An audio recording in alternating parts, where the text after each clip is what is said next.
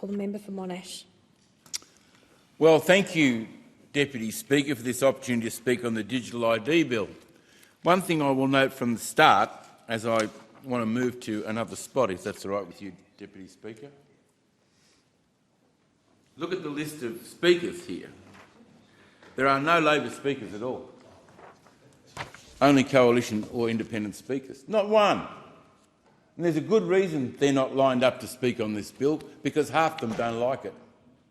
Half of them are very uncomfortable with the bill, but they can't say anything to their leadership about the fact that they're uncomfortable with the way this bill attends freedoms.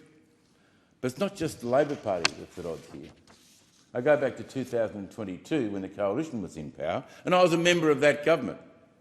And I read, and to give the experience, and I'll come to it a bit later on, but if you run a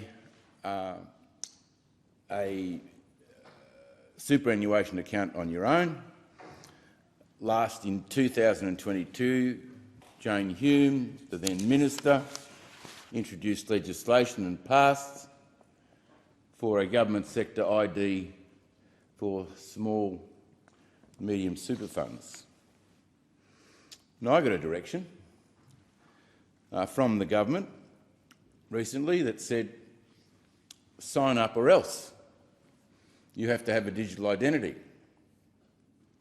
if you want to be a director of your own super fund. I thought, this can't be right. A Liberal national government would never do this, make it compulsory. Not only compulsory, but under the law, directors who fail to apply for a director ID within the stipulated timeframe can face criminal or civil penalties of 5,000 penalty units, which currently stands at $1.11 million. Directors of a CATSI organisation can face penalties of $200,000. So I thought I'd better get on and get a digital ID, because I didn't want to be the Member of Parliament that wouldn't sign up for his own government at that time's digital ID. It was quite difficult. It was quite a strain on my partner, my wife, to get that done, because you have to have facial recognition. You had to go through the process. And our accountants directed us to why they couldn't process our documentation. So don't talk to me about voluntary when the previous government, this government is talking about voluntary, and I'll speak a bit more when I get a chance later on that. And internationally, this legislation is nearly in every country, in every Western country. Oh, surprise. No, it's just in Australia. It's only an Australian proposition. No, it's not an Australian proposition. It is worldwide. And we are following along, tagging along with the Americans and other countries on this bill. You just heard the member for Cowper outline the community concerns about this bill. And what they're on about is freedom of activity, freedom of engagement, freedom of being part of the Australian community without encumbrances like a digital identity bill. But if you want to hide the bill, Deputy, what you would do, introduce it in budget week. But the first thing you do is rush it through the Senate on the last day of sitting, helped by the fact that coalition members didn't turn up to vote against it. I know why they didn't, because they proposed it themselves and put in legislation. Now, as a backbencher, I didn't see that legislation. I didn't see that come before the party room. I didn't see it. I wasn't told about it. But when I did find it, it was found in some obscure corporate legislation set out here that would have gone through the party room without comment. Would have been an uncontroversial bill. Well, it became controversial for us. From where I sit, there's something exceptionally sneaky and suspicious about the bill and how the government is handling it. Thwarting debate like this bill is a pesky and insignificant piece of legislation. No big deal. Well, it isn't. To the contrary, it's one of the most heinous, overreaching and disturbing bills I've seen in the 25 years I've spent in the parliament. Adding to my suspicion, consultation about this important bill was stifled. A quiet notice went out.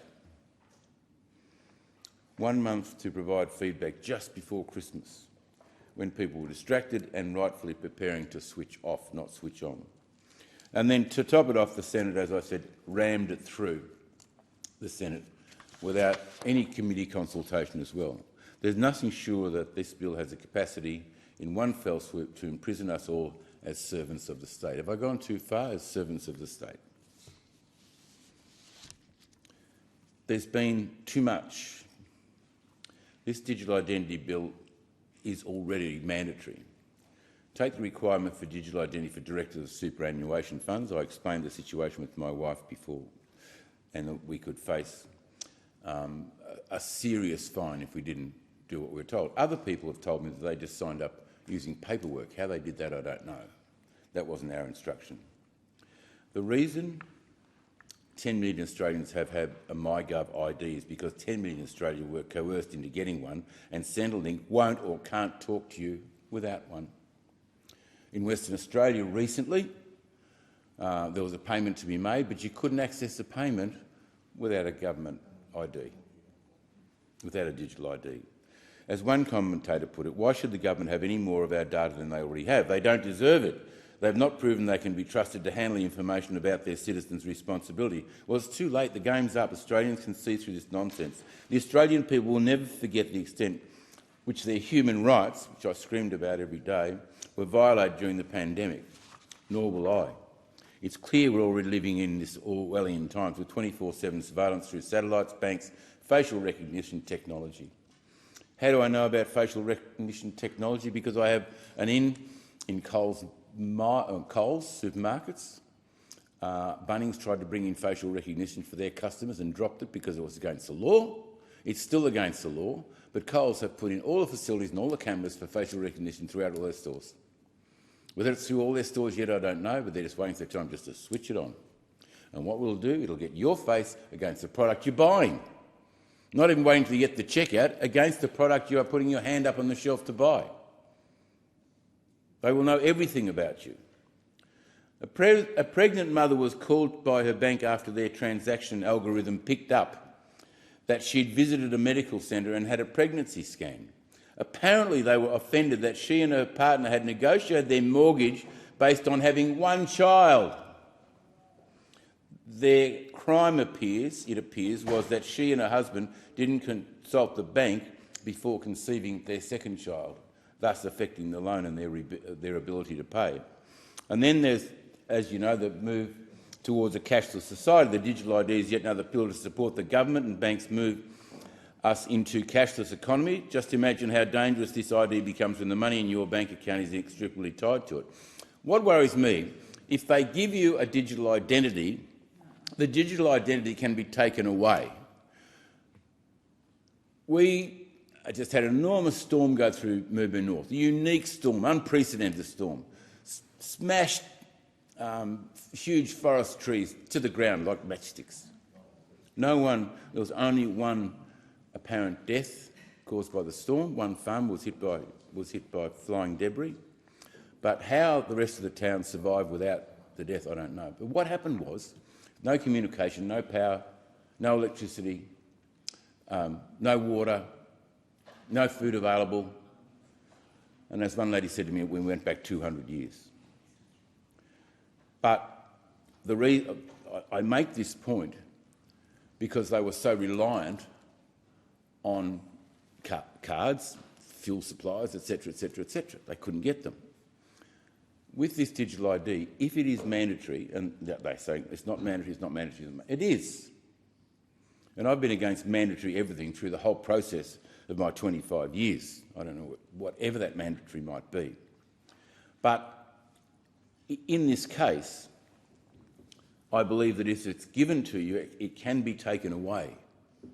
And I know of a personal instance where a friend of mine was deemed to be not a suitable customer by a bank. They were the judge and jury, and they said, we and other banks will no longer deal with you. So now everything, his whole business operation has to go through his daughter. We saw the government's willingness to override our human rights during COVID. Closing of bank accounts, police storming in to arrest a pregnant woman whose posted her views about a lockdown on Facebook, censoring of social media posts to put up by people sharing their heartbreaking stories of vaccine injury. When I say no to the next vaccination mandate, which I will, like what I did in the COVID mandate, how could my digital identity be used to encourage, punish or penalise me, prevent me from paying my shopping, prevent me from travelling by cancelling my driver's licence, switch off my electricity? I think the worst part on the former Minister Jane Humes was a director ID will be attached to a director permanently, even if they cease to be a director, change their name or move interstate or overseas.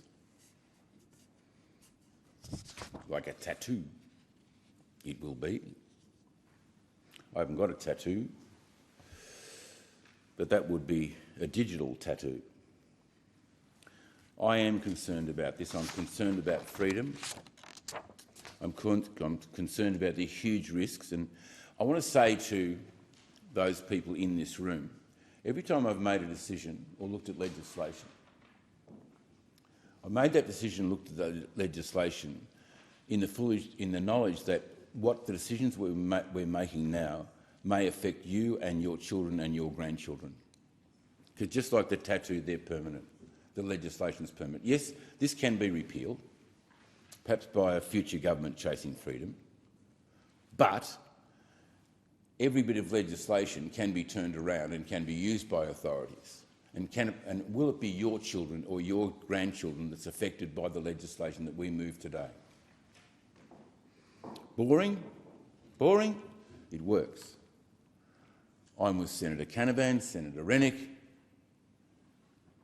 I'm with the member for New England and others who have stood up here and opposed this bill. And they've opposed it for very good reason. We all read books. The girl with the tattoo, whatever it was, and she's an expert hacker. And they tell in that book the future of how they can hack and what they can do and how they can move money and all sorts of things. Now, it's a fictional story, but it exists today. Hackers make us look fools. We've all talked about the scams that are happening where $3 billion is lost every year in Australia through hacking and scamming.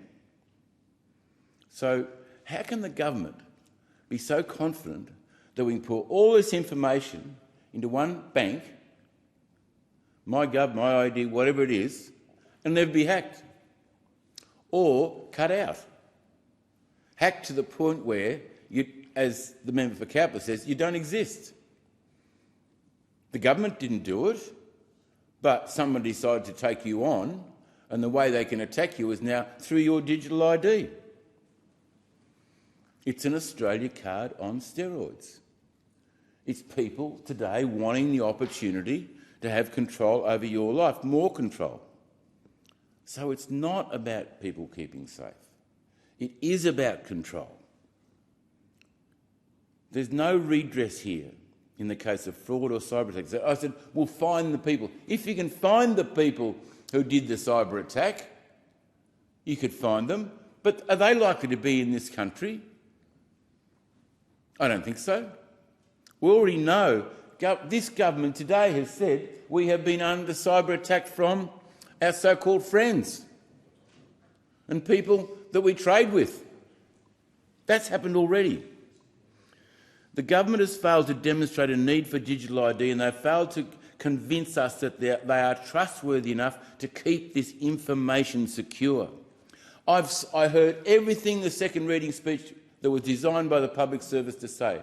I saw all the new commissioners they're putting in place. I saw all of that. But that won't mean one thing to the individual who's crucified under this legislation by his digital ID being attacked. I listen to my constituents. They tell me they don't like it. They're telling the government they don't like it. The backbench of the Labor Party is telling them they don't like it. The backbench of the Liberal Party is telling them they don't like it. And I heard what the minister said today. It was pretty wishy-washy. The shadow minister said today, I thought it was pretty wishy-washy.